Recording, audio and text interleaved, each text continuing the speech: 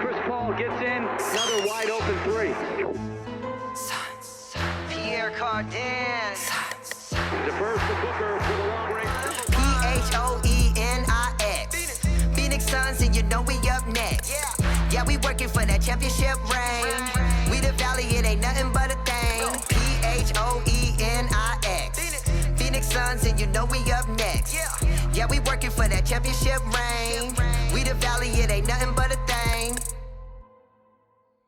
Welcome everybody to season 2, episode 17 of the Aussie Suns Fan podcast. We are a little bit light on tonight. We've only got the two heavy hitters, which is myself, Gavin, and Nate. Nate, how you doing, buddy?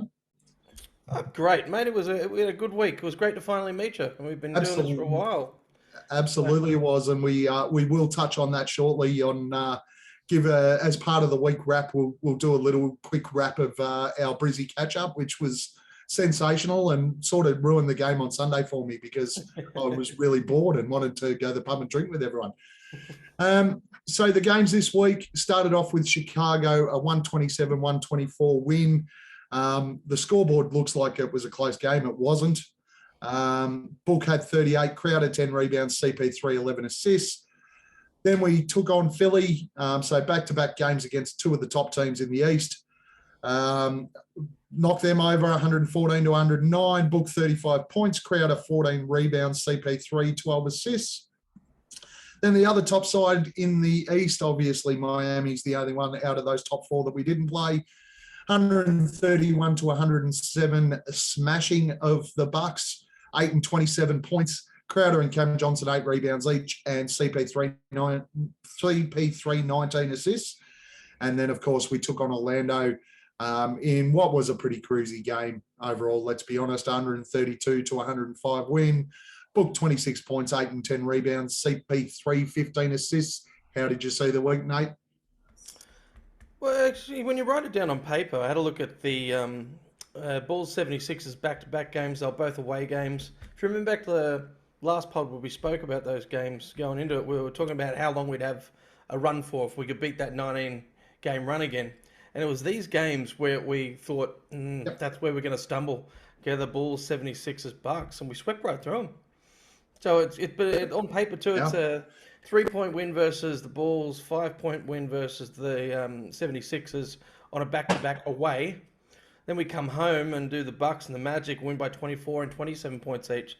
So it's a nice little slide going into the All-Star break there. Absolutely, and we were, look, I don't think any of us. I think a couple of weeks ago, some of us mentioned that the Atlanta game might have been a bit of a danger game.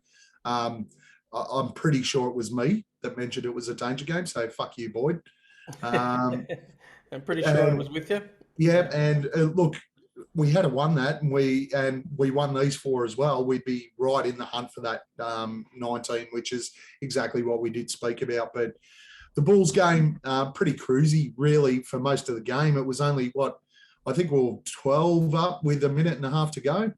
And then the Bulls went on a 9-0 run in the last minute and a half to make it 3 points, while our bench was on the floor, obviously.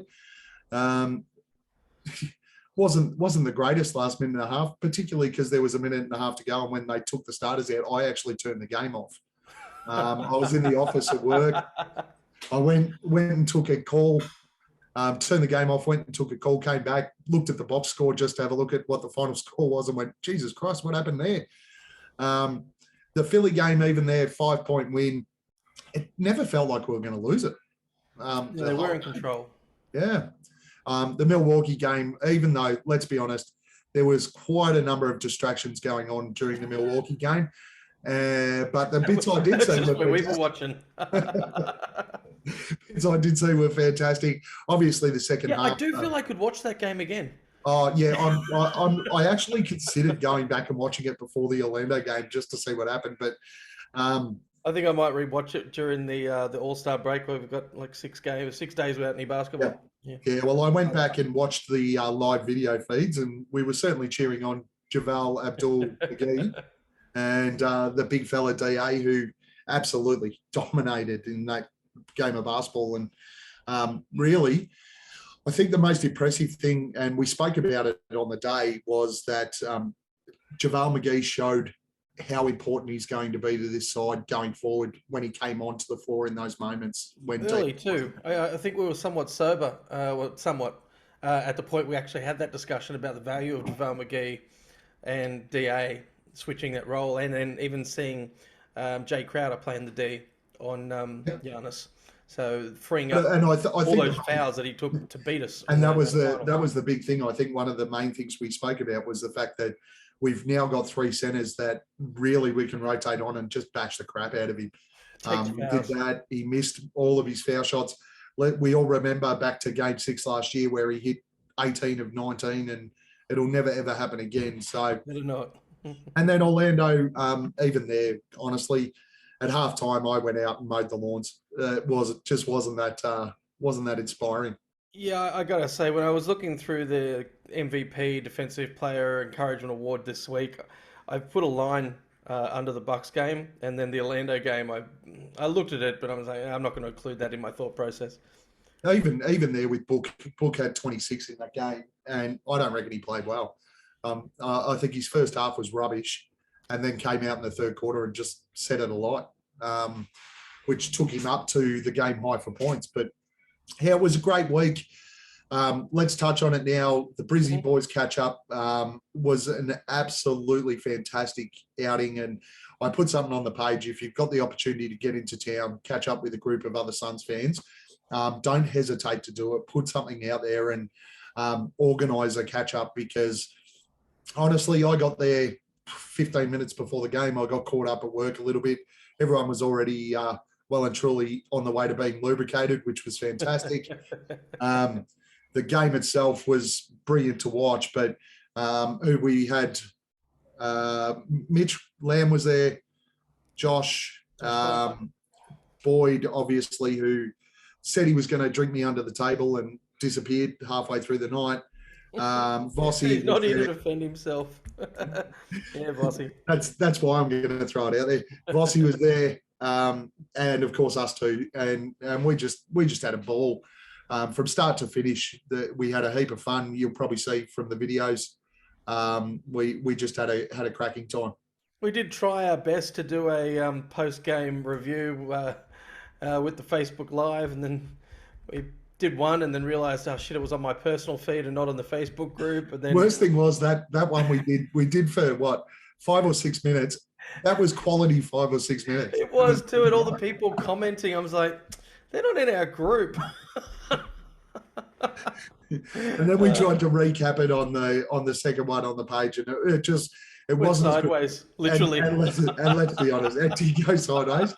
And the actual conversation was like, I watched the video the other day, laughing my ass off. Yeah, there wasn't a hell of a lot of value in that video. but you know what? We now have a broadcast quality radio mic. So that is true. If we ever need to do it again, we know we can at least get the audio right, and that's it. The next catch up that is there. Yeah. I've decided. I think the next time for my next trip, where I'm definitely going to try and find one where we've got a game Friday and a game Sunday, or game Friday, Saturday, so that I can do it. We can do a couple of days already. Yeah. I want to give a shout out to Bo and the team at Winghouse on Edward Street as well. Yeah. I booked in and they were great. And when we were sitting in the booth afterwards, taking up the booth, where no one else could sit in it because we were trying to do a drunken bloody podcast, he's come over and the only thing he said was, just make sure you give us a plug. So I'm like, great. Yep, we'll make sure brother. They were fantastic all day. They really looked after us. They put us, we were in a great spot. We tested their RSA too. So, That's exactly right. They kept the beers flowing. For everyone that shouted for everybody else, and then Nate when he bought his own. That was, what a stitch up that was. That was a stitch up. Sorry to that one. I didn't even have an opportunity to defend myself. You'd already been recording this bloody FaceTime thing for 3 minutes. The one I did love though, my favourite moment of the day, absolute favourite moment of the day, was Mitch Lamb sculling a frozen margarita. Oh my God, why did he do that? That was hilarious. It was the funniest thing that happened that day, I reckon. For everyone that wasn't there, Mitch said I was doing a round. I was actually doing a round, Gav. And Mitch said, "Oh, just get me anything." And I said, "How about I get you a girly drink with an umbrella in it?" And he's going, "Do it." Yeah. And I actually got the staff to find me an umbrella, and they stuck it in a mango margarita, frozen margarita. I bring it over to him, and he's looked at me, "What the fuck is this?" The funniest thing was, and then you gave him shit, and he scolded. yeah, no, because I gave him shit. I gave him shit for having the drink with the umbrella in it, and then let it go. And I reckon it would have been 45 minutes later. He still had like 3/4 of it, and that's when I gave him shit. And I just went, "Are you even going to drink that, or are you just going to waste it?" And he went, "Nah, that's it," and just scolded. And a massive head freeze immediately after. Yeah, that was kind of funny for the rest of us. And then, look, we may have travelled out afterwards, but it was an early night. We all got to bed early. No, right. I'm pretty sure. I'm going to ignore that because that's clearly not true. We do need to put a little bit of shit on Vossi. For those that didn't see the Sideways live feed, he's a very sociable character. He likes to chat to everyone, regardless of their team affiliation and bandwagon status, and decided to go and sit with the table of guys next to us, and a couple of them, and they said we're actually Milwaukee fans. And of course, all of us are like, yeah, for like 5 minutes. And Vossi stayed there and started chatting to them for what, 15 minutes? Like, yeah, I reckon. I reckon it was probably longer. To be honest, it was. He is a sociable character. I tell It you. was at least 20 minutes that Vossi sat with them, leaning over the table like they were besties. Then I think Boyd found a couple of friends there for a little while until they got thrown out. That table got bigger, yeah. Yeah, until they got thrown out. And then we ended up with a tack on when we left the joint. And no one knew who he was. And I called him by the wrong name for the first hour and a half. But he was good value too. He was a ripper. Anyway, in the interest of keeping things short for those that weren't there, it was a great time. If you get the opportunity to do it in your own states, I recommend it. We've had a blast. Absolutely. So what about the awards this week, Gav? Let's go. Awards, MVP of the week. There's only 2 of us, so unless we agree, we know that whoever I nominate wins. Yep. Okay. So I tried to break it down by game. So I looked at the Chicago game, I went Booker. I looked at the Philly game, I went Booker, but I also thought CP3 worth of consideration because he's, 16 points, 12 assists in 41 minutes. Like, Crazy. Then the Bucks game, I have to say CP3, he activated DA. Or the DA's performance in the Bucks game was, if you go back and look at it, was activated by CP3. Offensively, without question. And then the crossover he did, and he broke Drew Holiday's ankles. Like, we're all sitting there going, we're all sitting there going, he's not going to get the assists because Drew Holiday is the best perimeter defender of guards in the NBA. And not only did he hit 19 assists, he broke his ankles and got around him. And that was, for me... Well, he didn't. That one cost him 20 because he passed it to a guy that we'll talk about later on, who's in a bit of a shooting slump. Well, I'm still going to give it to CP3 on that one. And then the Magic game, like I said, it doesn't really matter for me. CP3 or Book both turned out in that game, but in limited minutes. They both played in the 20s rather than the high 30s and 40s. Yeah. So my decision-making was I'm going to give it to Book. And that's because KD picked him as first reserve for the All-Star game. Yeah. So not only is he officially an All-Star, he's the first one picked out of all the reserves. Yeah. And if Wiggins had to be a starter, Book would have been ahead of him 100% for KD in the starting lineup. So based on the fact that happened all in the same week, I'm giving the MVP this week to Booker. I like the justification. That's a really nice way to do it. Again, I agree with you. Look, the Chicago game, Book was unbelievable. I would have had him head and shoulders above everyone else. The Philly game, again, as you said, it was Book at CP3, but I sort of lent towards Book. Milwaukee, I had Ayton and CP3. 19 assists is phenomenal. And as you are well aware, I basically sat there with a hard on for most of the game over CP3. Why was I aware of that? Put it away.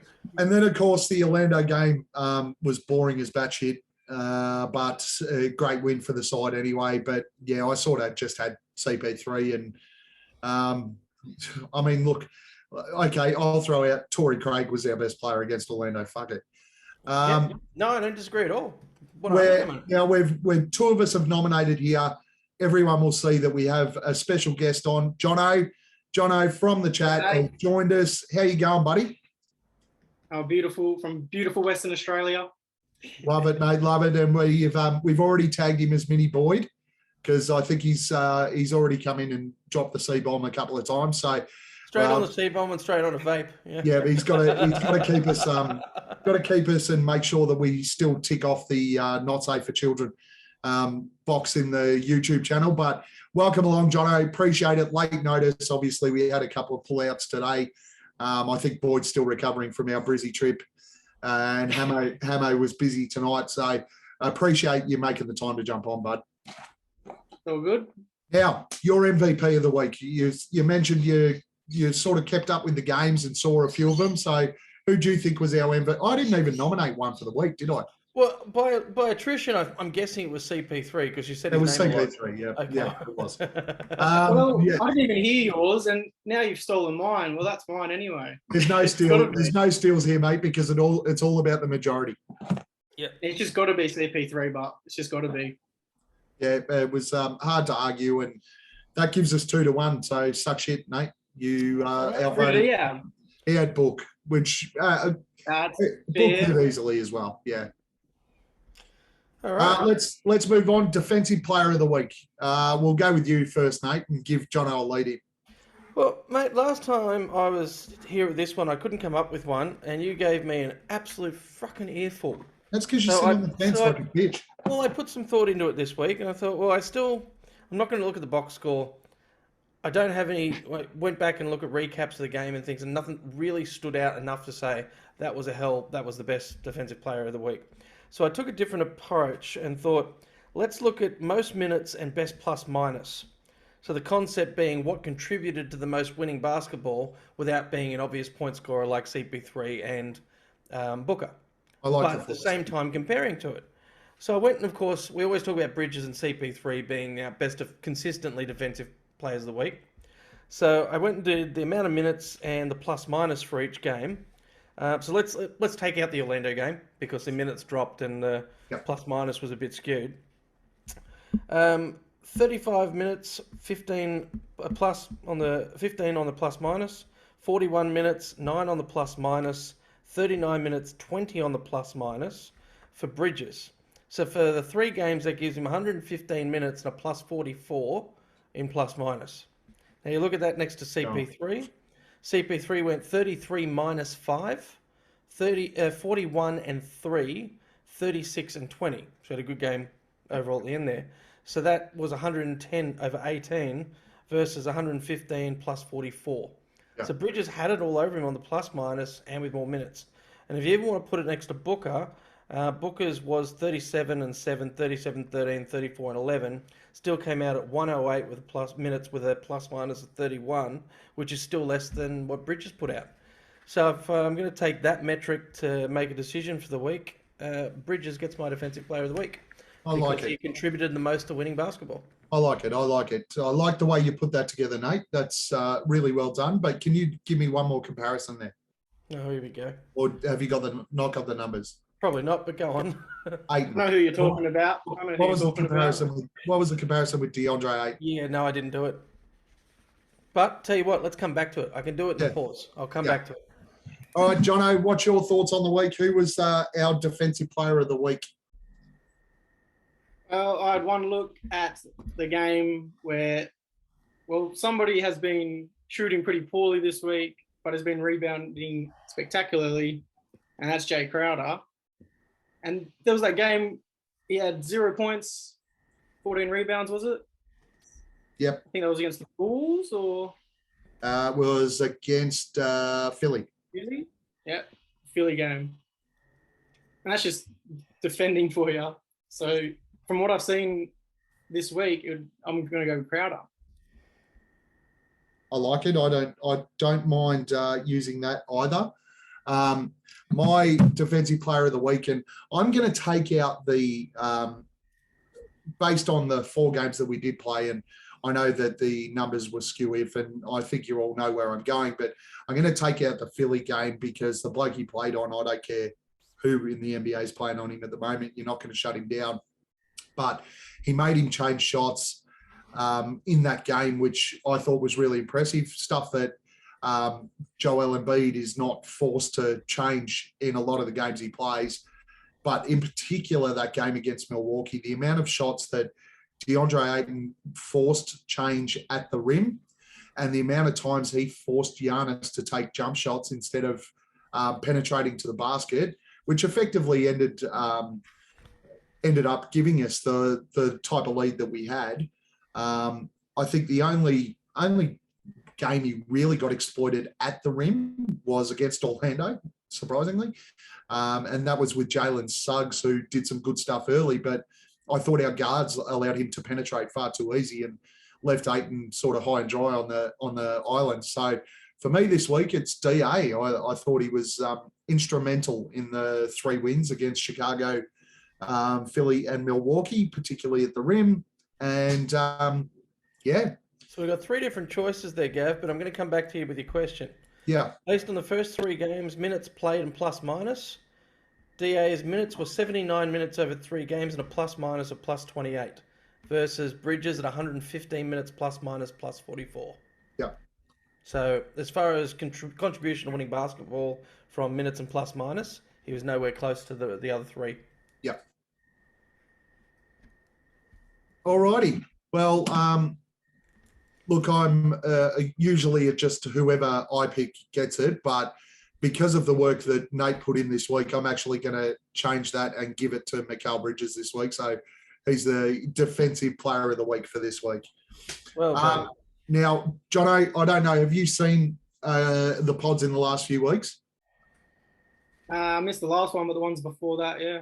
Okay, so I we've think a got lot of people missed that last one because it was 2 hours fucking long. actually the last one was our biggest viewership that we've ever had. So, which was interesting. Come on, Nate, keep up with the stats. which was a shame because I was really pissed at the end of that. I know. I got back to my hotel room after my work dinner, and you're on the phone to me going, "All right, now how do I get this up on the line?" Yeah, it was, and my write-up wasn't as informative as yours either. But we have got a new award. It's the Encouragement Award. Now, the Encouragement Award can be any scope that you see fit over the course of the week. We've tried to make it a little bit more creative from outside the norm. Particularly Nate and myself. Boyd and Hamo are boring and they just want to go, hey, keep it up, young fella. But we try to keep it a little bit out of the norm and find different things that have happened. There isn't a specific winner. We all just nominated an Encouragement Award. So I'm going to let you think about this one while Nate and I go. I've got one in mind. This one we don't want double ups either. So, Nate, I'll let you go first on this one. Mate, I had 2. My first one was going to be straight up the Welcome Home Encouragement Award for TC. Yep. Especially the game he put in against Orlando. But I'm going to trump it because it's not really an encouragement award. We love him anyway. He's coming home. I'm going to give it to Cam Air Johnson for his 2 highlight dunks against the Bucks. And he did that one flying through, big jam, and then, 2 minutes later, does it again. I think I was Cam Air Johnson gets my encouragement award. I think I was sculling a beer on both of those because I missed both dunks. But it's I'll go back and look at those highlights. We have he has got the Cam Slam now. They've pretty much named it on Suns Twitter, so that's a pretty good nomination. Now, Jono, do you want to go next? I'm going to give it to Elf on the Shelf, Elfrid Payton. I love it. That's almost stolen mine because he was one of my considerations. Yeah. The last few weeks, he was someone I dreaded being on the court. And then you watch him come on this week, the last 2 or 3 games in particularly, and he looks much more calm on the ball. He's shooting shots that he usually wouldn't shoot. It's nice and clean basketball. He hit 2 threes, for fuck's sake. When does Elfrid Payton hit threes? Yeah. I mean, I got to give it to you that he had a wicked stat line at the end of that. Was the Orlando game, wasn't it? Yeah. Yeah, played a few minutes. Granted, it was Orlando, but it was a wicked stat line. So One of the things that really stood out for me with Peyton that I really enjoyed, and I've started posting because they've started posting those videos, and my nomination actually comes from the tunnel videos. You know, the pre-game tunnel videos where they're all pumping each other up, and I've been posting them to the page. So if you haven't checked them out, check them out because they're freaking hilarious. But Peyton's right in the middle of that mix. And the thing that stood out to me in the Orlando game was Peyton deliberately went out of his way to get Aaron Holiday his first shot. Good. In a Suns uniform. Set it up at the top, basically called him through on the play, fed the ball back to him, and then effectively took his player out of the play. And I thought, that's pretty good. That was right up there as one of my encouragement awards. But the winner of my encouragement award this week is Deandre Ayton. If you watch those tunnel videos before the game and DA getting on hands and knees and trying to chase down people that are in the tunnel, keep it up, DA. You'll catch one day. It's like the dog chasing the postman. It's hilarious when they get into that woof woof and he goes for it. Dogs. Yep, the dogs. One day those teammates aren't going to be able to stop you, DA, and you're going to just get hold of someone. He almost got Starrich in the Orlando game. Oh, good show. All right, so the week ahead, we move on. This week, 2 games. Well, technically 2 games. Oh, well, 3 games technically, but 2 games. Wednesday against the Clippers at 2 p.m. Thursday against Houston at 1 p.m. in a back-to-back. And then we have the NBA All-Star game on Sunday, obviously with Monty, Book, and CP3. How do you see the week ahead, Jono? What are we going to do? Remember your mini board, Boyd. So if this is Bring the blind but a glove. clean sweep, you're in trouble. I'm going 2 wins and a Monty win. They're my 3 wins. A Monty win. All right. Yeah. I think So 2 wins. we should be able to handle Houston quite easily. And the Clippers are the Clippers, so it's always going to be fun. But if we just keep doing what we've been doing the last all season, we should be able to handle both of them without much trouble. And I'm going for Monty in the All-Star game. Yeah, well, he's got CP3, and I know the Clippers have lost Normie Powell this week, so he's another one off the board. But the Clippers are a pain in the fucking ass, to be honest. But Yeah. Nate, how do you see the week? I just can't believe we're sitting here talking about how good Norman Powell is. Fuck. I mean, No one said he was good. I just said he was out. oh no, but there have been his trade talks and everything, like his value compared to 2 years ago. That's only because just before Toronto traded him, he had like a run of sort of similar to what Gary Trent Jr. is doing in Toronto at the moment. He had a run of like 10, 35-point games or something like that. When he got traded to Portland, he did fuck all again, and now he's at the Clippers and done fuck all.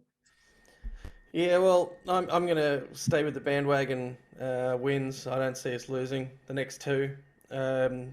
Not at the Clippers, it's at home. The Rockets game's at home. The Clippers game's on ESPN too, so another one to maybe not get to it. Maybe not get to the pub at like 11 or 1 o'clock on a Wednesday, but it's a 2 p.m. down here, so it's a 1 p.m. for you.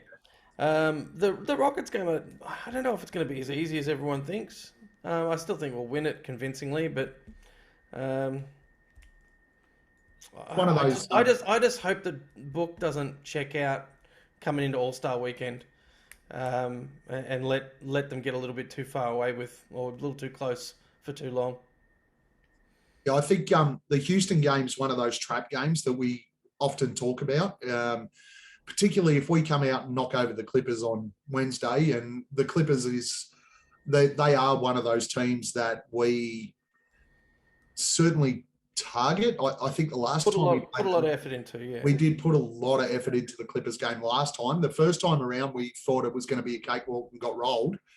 So I think we'll beat the Clippers based on what they've currently got. I mean, let's be honest, our biggest threat is Marcus Morris or Markieff Morris or whatever fucking Morris is there at the moment. And then we roll into Houston, and yeah, that could be the one that is the downer game. But I just get the feeling that the crew is, after last week's sweep, is just got in their heads, we now go undefeated to All-Star game. Just depends on how depressed Cam Johnson is after the Bengals got flogged today. And about how sad he's going to be about having to run a lemonade stand for a couple of hours. So that'll be interesting. All-Star game, I'm going to go with Team Durant because I just can't barrack for Team LeBron. I just can't. I just can't. Well, we'll get back to that, Gav, as you're aware. Yes.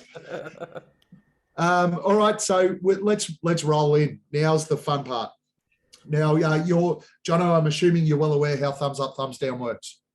Oh, yeah. If you get a different answer to the others, you get fucking sprayed, basically, and nobody's going to take you, whatever. Even if you justify it, no one will back you up in any way, shape, or form. So, yeah, Boyd. I think we've had one 50-50 thumbs up, thumbs down, a sideways one. Yeah, they're not Boyd pulled that encouraged. one out, didn't he? Yeah, they're not encouraged.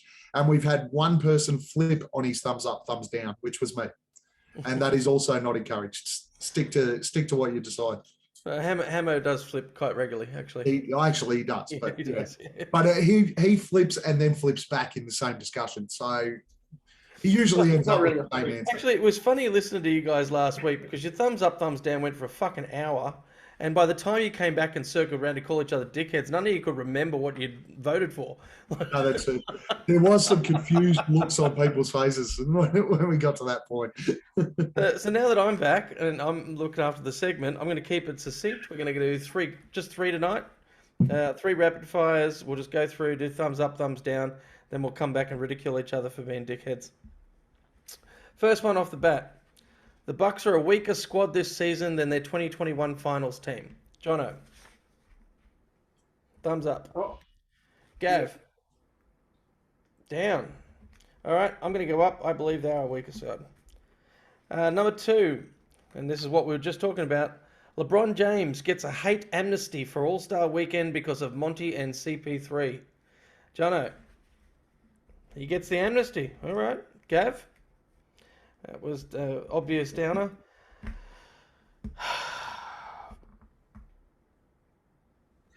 Yeah, doesn't mean I was on the fence about this one because it doesn't mean you still can't love Monty and CP3. You just hate LeBron.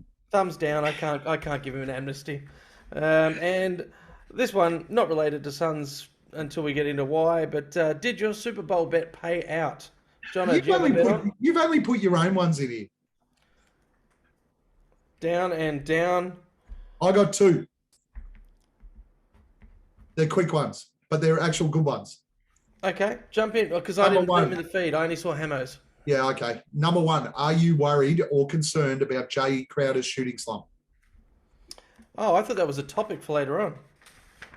Okay. Oh. Cool. So, Jono...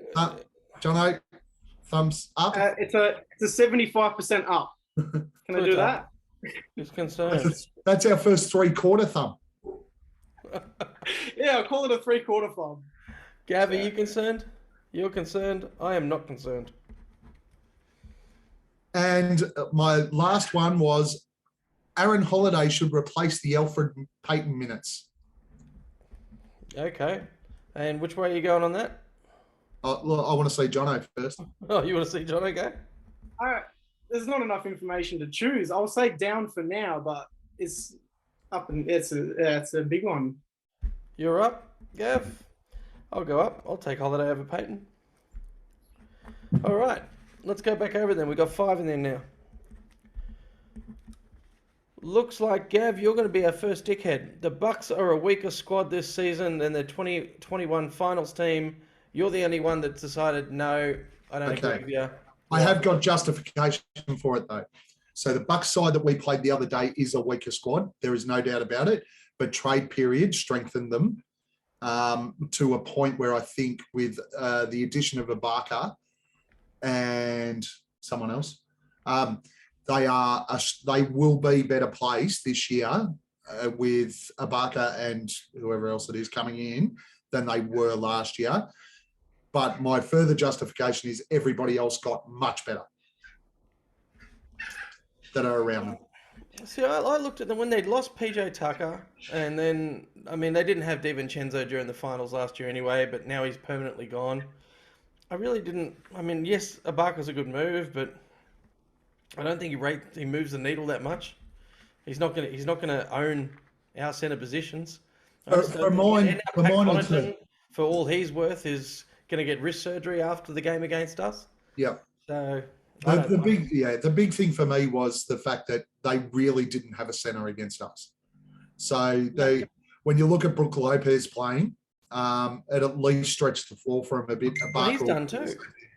He should be back, but actually no one really. Back issues? He's not back. He's a different player. But Ibaka will stretch the floor and just give them a different look out on the floor. Is basically and will improve them. The PJ Tucker thing is a fair call though.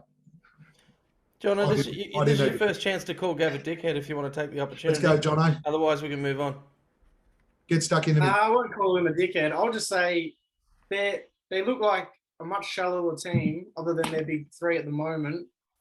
But putting personnel aside, the mentality of trying to back up already winning and having the hunger to do it again, I reckon that might do them. It might do like Holiday and Giannis. I like it, Jono. I like it. Mental toughness. If you compare them to our team, we've proven we've got it this year. They have not. We got the better Holiday. Yeah, but that's exactly why though. Yeah. Well done. All right, second one. LeBron James gets a hate amnesty for All-Star Weekend because of Monty and CP3. Jono, you said he does get the amnesty. I nearly sat on the fence, but I went no because I'm with Gav. I can't stand him. I just can't freaking stand him. I just feel like Monty's got the fucking nod to be the coach of the All-Star team. I don't care that Mr. LeBron is the captain of that team. I want to see Monty win. I want to see Monty do well and show everyone how good of a coach he is. It's not really as my choice wasn't that. Coaching the All-Star game. I can't call him a dickhead for that. But what do you? I can. Jono, you're a dickhead. You're coaching the All-Star game. You put all these fucking players out in the ground. They treat it as a dunk contest. There's no fucking. They're not running the elbow play in the All-Star game. Welcome to the crew. You do have a point, Mark. You do have a point. And like I said before, I just want people to see Monty succeed. Like I said before, you can still love Monty and Chris Paul. Doesn't mean you have to start loving fucking LeBron and giving him an amnesty. I hope that I'll be more than happy for Monty at CP3 and whatever. And Book, I want all three of them to put on a show because it's the fucking All-Star game. Like, who gives a fuck? You're supposed to shoot from the logo and do fucking alley-oop dunks on top of Steph Curry's head. I hope he wins because it's Monty, and I hope that the CP3 and Book have 40 points each, and I hope LeBron goes 0 for 40. I must admit, I nearly sat on the fence there because of the actual video footage when they were drafting the teams. That was funny. And oh my God, that was hilarious. And just the whole James Harden thing, and LeBron couldn't contain himself because no one wanted to pick James Harden. And Charles Barkley is just egging him on. And they go, oh, no, I'm not going to pick him then. Just let's make this worse. And I think that's the only time I've actually laughed with LeBron in the last 10 years. Did you actually look at the squads while KD was justifying who he was going to pick? Yeah, like he had 2 centers already on his roster, and he's going. I need size. I need some size. Yeah, I think I need some height. I'm going to get. And a straight face that he did it with.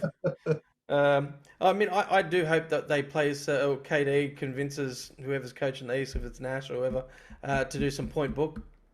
Or maybe Nash. MP3. So it's not who is it now? Who's on top? Miami. It'll be Spo. Spo. All right. Well, if he can play some point book on CP3. That'll be fun.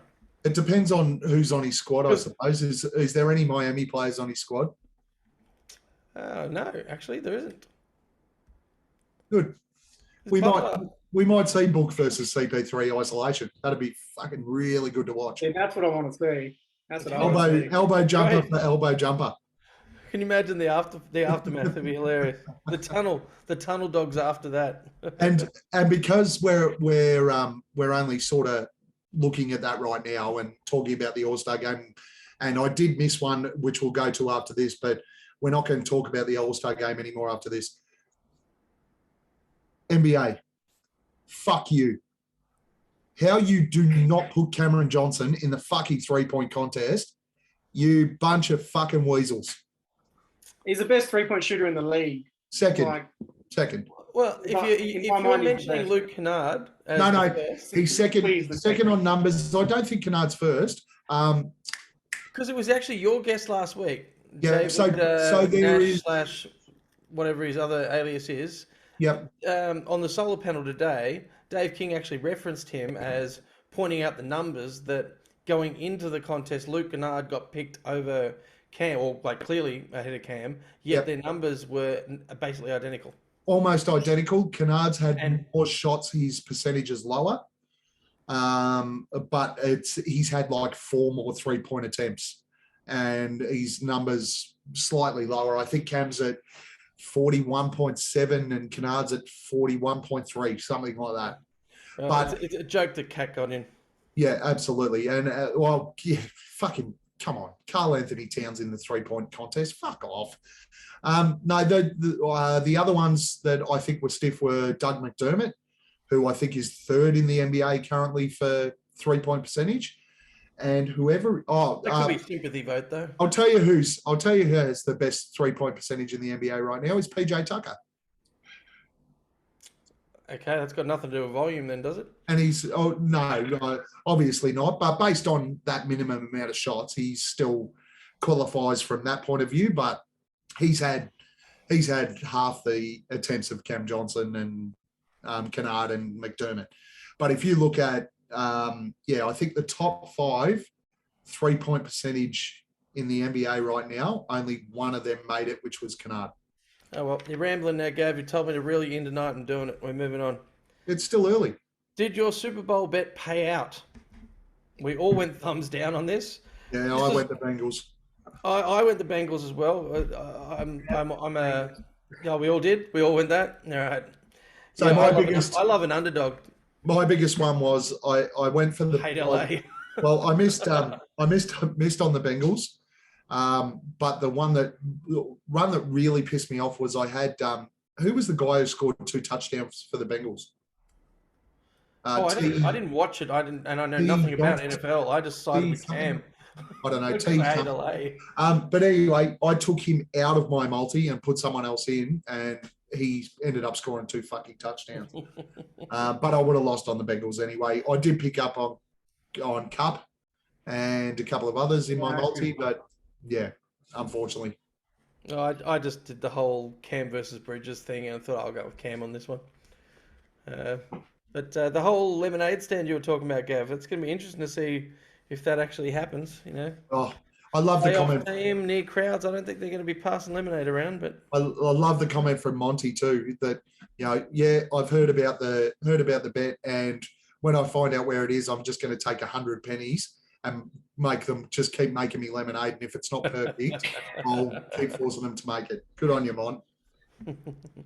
All right, Gav, we're moving to your 2. Sorry for not putting them on here. I actually thought they were discussion topics for later on. No, that's okay. Are you worried about Jay Crowder's shooting percentage? Shooting slump, not percentage. Yeah, percentage slump or whatever you want to call it. He's shooting of late. I'm the only thumbs Jono, down? No, I went thumbs down. I'm not worried. Both you and Jono were like, okay. We're worried. Oh, that's right. This is the Jono 75%. My 75% is Jay. He always, I won't say always, but he regularly has shooting slumps, and then he'll come out of nowhere and be absolutely on fire. So I'm mainly concerned about when he catches on fire, if it's at the right time of the season. I know he will come back with his shooting. It's just, I don't know if he'll do it when we need it. Mine's along. Both dickheads. Yeah, mine's along similar lines, but more that when Jay's in a shooting slump in game previously, it's late in games where he hit a 3 where he gets fouled massive shot, blah, blah, blah, and hit late clutch threes. He hasn't done any of that.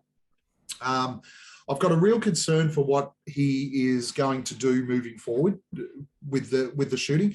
He defensively and his rebounding has been fantastic, but I honestly think that Jay's concerned about the kind of volume and the kind of percentage that Cam Johnson's hitting at. Well, you're both dickheads. So the original statement that I wrote down was, are we worried about his shooting?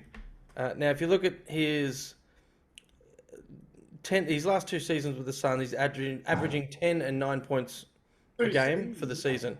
If you look at his career, he's averaging 9 points a game for the season. If you look at his last 7 games since he's back from injury, yes, he's down to 7.2, but that's only because he had the 0 against Philly. He didn't score, but he had 14 boards. Was it 4? What's that got to do with shooting, dickhead? But his box score, who cares about the shooting if he's playing the team game? Because you're talking about, are you worried about his shooting? Yeah, okay. So I want to know about if he gets 0 points, but he does the 14, 4, 2, and 1 after that, I'm not worried about his shooting because he's playing the team game. Well, and then after that, he hits a 10 and 11 point game in the next 2 games, which is above his season average, above his career average. What's his percentage?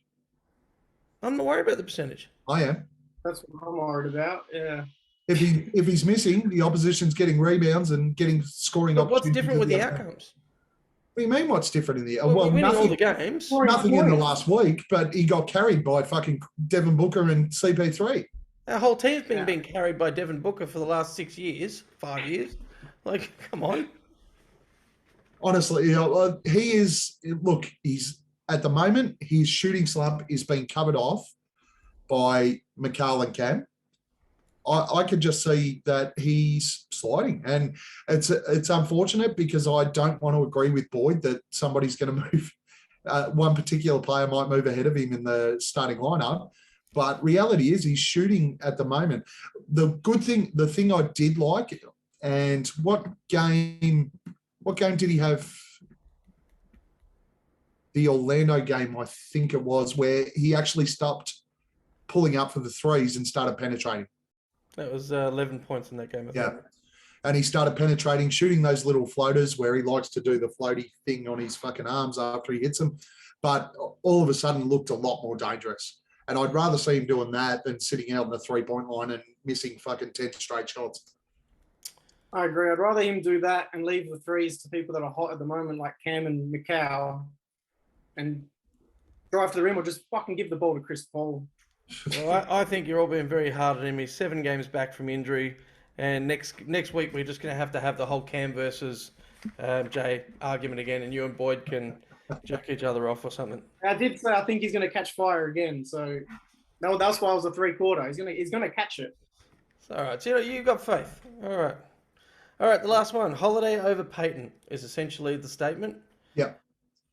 Jono, you want Payton over Holiday. Me and Gav are both, yes, please give us Aaron over the Alfred. We'll leave the Elf on the shelf and say the Holiday is us. I did say it wasn't a full no. It was more like we've only seen Holiday for fucking 10 odd minutes. So I can't make a decision. That's why we still have hope, because we've seen a lot of Alfred Payton. We're done with it. You've made your decision, yeah. Any hope is better right now. Orlando. Alfred Payton's minutes over the last couple of weeks when Campaign's been injured are damaging to the Phoenix Suns. Yeah. And yes, I agree. The minutes we saw from Aaron Holiday on the weekend were predominantly when the game was done against Orlando, even though they were positive minutes. I'm actually referencing the game that he played against us a week ago, where with his full court pressure, started the game for Indiana, played on CP3, annoyed the fuck out of him, did all that sort of stuff. But he felt Alfred Payton, and let's be honest, when Campaign comes back, this isn't even a discussion. But when you're looking at who's going to be third in line, I'd much prefer to play a 22-year-old Aaron Holiday, who is a better shooter, particularly from the foul line. uses the ball okay, but is an exceptional defender. I'd much rather be using him than an Alfred Payton. I want to raise something that was on the solar panel, today's pod that came out. Dave said something, Dave King. It's worth a bit of an argument. He made a comment about when it comes to playoff games, we're talking about Torrey Craig and Aaron Holiday, and he made a comment that we're talking about two guys are going to be 15 minutes combined in a playoff game. Yep. Where do you guys stand on 15 minutes split between Torrey Craig and Aaron Holiday in a playoff game? Because, I mean, the minutes, what he put in, 18 minutes alone, Torrey Craig against Orlando, and had a cracking game. Yeah. I kind of think, I mean, I loved his impact on the court. And I don't think restricting him to his share of 15 minutes is a fair statement. I agree with you there. I think Dave's wrong. I think Torrey Craig's role in the side is going, and the next point will be where I can go into this further, but I think Torrey Craig's role in our lineup is going to be far more significant than 10 or 11 minutes in a playoff game. Hell yes. Aaron Holiday, yes. Where realistically, if Campaign and CP3 are playing, we're playing playoff basketball, we're going to see 2-3 minutes a game from Aaron Holiday. But What about Landry? Sorry? What if Landry's back? And That's why you'll see less minutes from Payton and I mean Landry's going to be in front of them too. In fairness, too, they're talking about Landry, the shooting guard, and they keep talking about Aaron as a point guard, not correct an off guard, depending on which page you look at him, We do play that rotation where, like, start of the second quarter, Book will play the entire first quarter. The start of the second quarter is CP3 and Cameron Payne that are on the floor together. Shamit will come in, do pinch hitting and stuff like that as well. I think Holiday's going to struggle to see a heck of a lot of minutes, but perfect because the kid's 22, 23 years old. Like he's got a long time to learn under the greatest point guard that we've ever seen. If we keep him around. Yeah. So it's for me, it's more about Torrey, and particularly when we look at that small ball lineup, Torrey's a better player than Ish Wainwright. Now we love our Ish minutes, but Torrey's a better player, and he's going to take those Ish minutes. If we're going to play Ish in the playoffs, it's a brick wall in front of Giannis. Take the fouls. Let's keep DA out of the foul trouble. Yep. And even there, we won't use him because they will more than likely use the fouls of McGee and Biombo. Yeah. So, all right. So, well, the next point I did have in there was the trade deadline wrap-up. What I wanted to ask you guys was, and effectively we can almost stick with a thumbs up, thumbs down here, but positive or negative. And now there's been a lot of talk on Suns, Facebook, Twitter, the whole lot. Jalen Smith's gone to Indiana. He started pretty well there in his first couple of games. Do you think the Suns, and look, I will say, hopefully some of our American fans do watch this, learn how the fucking contracts and everything work at even a basic level before you fucking mouth off about the fact that we traded our pick 10 for a bloke we should have signed last year and a draft pick when we could not sign Torrey Craig last year for the money that he got offered in Indiana. Yeah. That's number one. We could not, and that's the reason we didn't. We didn't let Torrey Craig go and then trade a bloke for him to get him back on a higher well, we kind of did, but it wasn't a deliberate ploy. I think the most that we could have signed Torrey Craig out last year was like $2.5 million. Like, come on, the bloke was always going to take double the money. And so he should. But you guys, opinion-wise, was it a positive trade deadline for us looking forward and particularly going into playoffs? Jono, you're the guest. Jump in, bro. I'm going to go positive. I'll take Torrey. Take Torrey over Sticks any day. But it does actually hurt to see Sticks go and start so well. I reckon that hurts. Fair call, Nate. I'm not so concerned. We did our own injustice by not extending the third year. There was no option to keep him, so you can't get hung up on good luck to him. I hope he does really well. He's in the Eastern Conference on a shit team. So he's going to get his time to develop. 2 weeks or 2 pods ago, I sat here when Indiana came to Phoenix, and I said, tell Torrey Craig to pack a bag, bring his fancy cars that he's bought and driven to Indiana, tell him to drive him back here, stay put. This is your audition, you're sticking around. My Tory love is well known from his days playing for the Brisbane Bullets. So I was very, very happy to wake up on trade deadline day and see that we got him back, and basically cost us exactly what we thought was going to be traded anyway, with a second rounder. Cool, whatever. I don't think the second rounder was a high second round at this point anyway either. So it's our own from memory. Yeah, it'll be end of second round. Yeah. And the Aaron Holiday thing, I think as soon as I saw it, I jumped in the Facebook chat and I actually said, isn't that who we were going to draft 2 years ago anyway, in the same draft as Mikal Bridges? Yep. So, yeah, we ended up with someone we were chasing for 2 years for nothing. And that was cash considerations. It was the Darius Aric thing anyway. So we've been sitting on that mid-level, and we used an asset that was sitting there that doesn't cost us a roster spot to get a player, and we got back the guy that helped us get to the finals, who's now going to be on a team that's got the big center to add to him, plus an extra shooter if Shamet comes good, plus all the point guard depth. I think James Jones is awards a friggin' medal, and if he doesn't get executive of the year again, I just don't get it. Yeah, absolutely, 100% agree. The Jalen Smith thing, we weren't keeping him. He had to go. We had to trade him. Torrey Craig got rewarded for what he did in Phoenix last year. Mm-hmm. He went out. He got signed by Indiana. Got his extra $2.5 million. We ended up bringing him back. He still keeps his $2.5 million, which we could not have paid him based on the salary cap rules. So we bring him back. Aaron Holiday comes in, who I think is a great upgrade to the third string from a point guard perspective. And when you look at the actual balance of the team, and Jono, you mentioned this before, when you look at the balance of our team, having Torrey Craig instead of Sticks is everybody wanted Sticks to play the 4. But when we tried to play him at the 4, he couldn't play the 4. Torrey Craig can. He's going to take those minutes. He's going to take the Ish Wainwright minutes.